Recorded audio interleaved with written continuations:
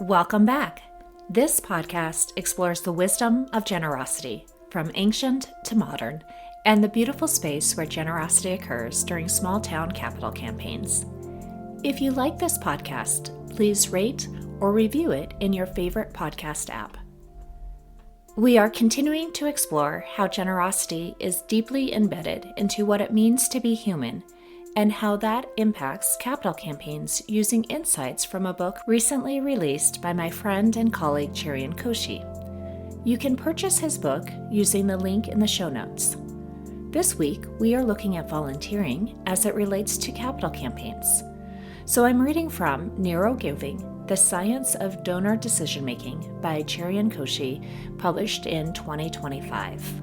Quote, brain imaging studies show that while both giving time and money activate reward systems, they light up different regions. Volunteering appears to tilt more towards social-emotional processing, whereas monetary giving involves more analytical or value calculation processing alongside the award response. The emotional lens of time fosters a more generous mindset. In essence, volunteering naturally packages together many ingredients that makes the brain feel good: human connection, visible impact, physical activity, and a sense of accomplishment. It's experience-based giving. This helps to explain why volunteers talk about the activity not as a sacrifice, but as something they get as much out of as they give.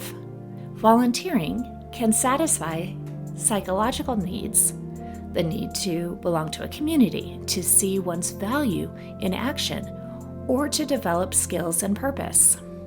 A volunteer who also donates financially could feel doubly invested, emotionally and materially.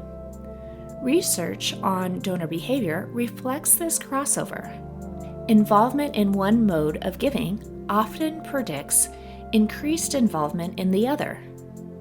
Research by Fidelity Charitable and others find that people who volunteer tend to donate more to charity than non-volunteers, in part because their engagement and empathy for the cause increases through direct experience.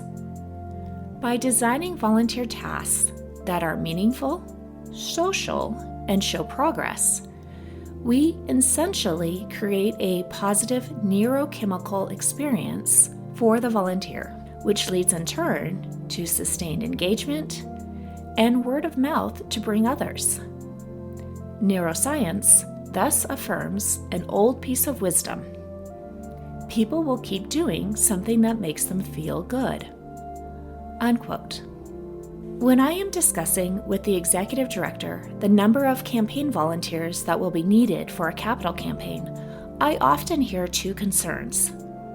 How can we ask someone to give so much of their time, often months or even years, to a campaign?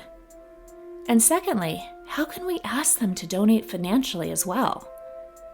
As Cherian points out, we can ask because it's inherent to being human. We desire social connection and meaningful work that shows progress. Joining a capital campaign committee or being the campaign chair provides immediate social connections and meaning. Further, as the committee raises funds together, they see the progress towards the goal and the actual building going up. Further, campaign volunteers naturally want to give to the campaign because of their engagement. They want to give both their time and their money to be a part of the progress. They are doubly invested. In small towns, their passion about the project will then draw others to join in. And as a result, as we keep sharing the progress of the campaign and show gratitude for their engagement, campaign volunteers will keep volunteering because it makes them feel good. Let's reflect on one question this week.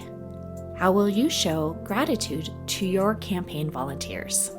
Share this podcast if you enjoy these 5-minute reflections, and subscribe to receive these reflections released every Monday. To explore small town capital campaign coaching deeper, visit servingnonprofits.com. See you next week.